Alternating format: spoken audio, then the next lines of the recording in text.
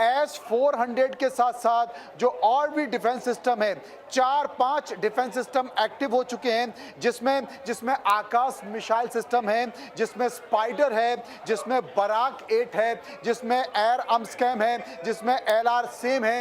ये तमाम air defence system है, ये सारे के सारे एक्टिव कर दिए गए हैं और ये सारे के सारे एयर डिफेंस सिस्टम ये एक्टिव कर दिए गए हैं। और लगातार जिस तरीके से पाकिस्तान की तरफ से नाकाम हरकत करने की कोशिश की जा रही है, उसका मुंह तोड़ जवाब दिया जा रहा है। राजीव, उसका मुंह तोड़ जवाब दिया जा रहा है। मेरे साथ मनोज मनु इस बात की जानकारी यहां पर रख रहे थे, लेकिन मेरे साथ मेरे संवाददाताओं के साथ निपुण आलम बयान भी इस वक्त जुड़े हुए हैं।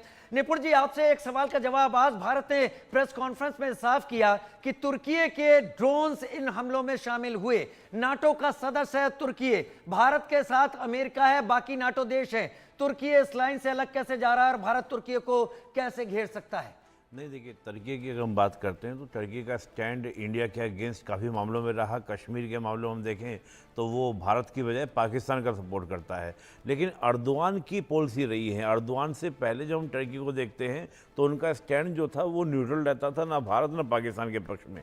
लेकिन जो आपने कहा नाटो के कंट्री, तो नाटो के कंट्री को लेकर हम बात करते हैं तो अमेरिका हो, फ्रांस हो, ब्रिटेन हो। ब्रिटेन हालांकि हम आपको न्यूट्रल बोल रहा है, लेकिन अमेरिका और फ्रांस दोनों ने ओपनली कहा है कि we are stand with the India. तो मुझे लगता है कि कहीं ना कहीं तुर्की को प्रेशर जो है नाटो कंट्रीज का भी बढ़ाया जाएगा। और दूसरा, ठीक है सर, बड़ी खबर का मैं रुख कर रहा हूं। बड़ी खबर लगातार आ रही है आपके पास, बीच बीच में रुख करता रहूंगा। पंजाब के बॉर्डर इलाकों में पाकिस्तान ने इस वक्त हमले किए हैं, जो जानकारी वहां के संवाददाताओं से आ रही। फजलका में धमाके की आवाज सुनाई दी है, फजिल्का में धमाके की आवाज सुनाई दी है। ब्लैकआउट होते ही सुनाई दी धमाकों की आवाज। फजिल्का इलाके में धमाके की आवाज सुनाई दी है।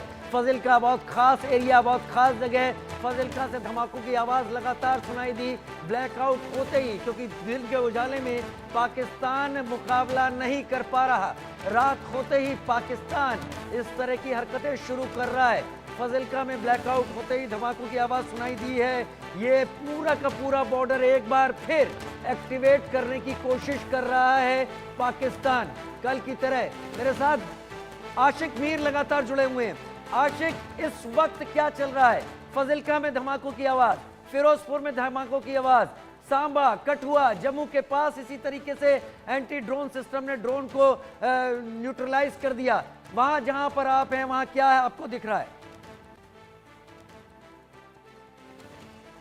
देखिए, बिल्कुल जिस तरह से राजीव लगातार भारत को टारगेट करने की कोशिश की जा रही है, लेकिन ये कोशिशें सारी जो है नाकाम साबित हो रही है। फिलहाल अभी तक जो है कई सारे ड्रोन जो है भारत ने मार गिराए हैं, क्योंकि भारत का जो एयर डिफेंस सिस्टम है वो तमाम तर पाकिस्तान से जो भी आर्टिलरी फायर हो रही है, चाहे हम एयर डिफेंस सिस्टम की बात करें, वो लगातार इन तमाम चीज़ों को जो है तबाह करता है, हवा में ही जो है तबाह कर रहा है। हालांकि लोगों पर गिरने की जो है वो कोशिश नहीं की जा रही है। फिलहाल लगातार अगर हम देखें जो लाइन ऑफ कंट्रोल के इलाके हैं, चाहे उरी है, चाहे टंगडार है, चाहे केरन है, लगातार यहाँ पर हेवी आर्टिलरी फायरिंग जो है इस समय भी हो रही है और इस समय हमें भी आवाजें जो है सुनाई दे रही है। हालांकि अंधेरा बहुत ज्यादा है, सड़कों पर आपको कोई नजर नहीं आएगा सिवाय हमारे, क्योंकि लोग जो है यहाँ से निकल चुके हैं, पहले ही इन एरियाज को जो है खाली किया गया है। चाहे हम उड़ी के सीमावर्ती इलाकों की बात करें या कुपवारा के इलाकों की बात करें, जहां पर हेवी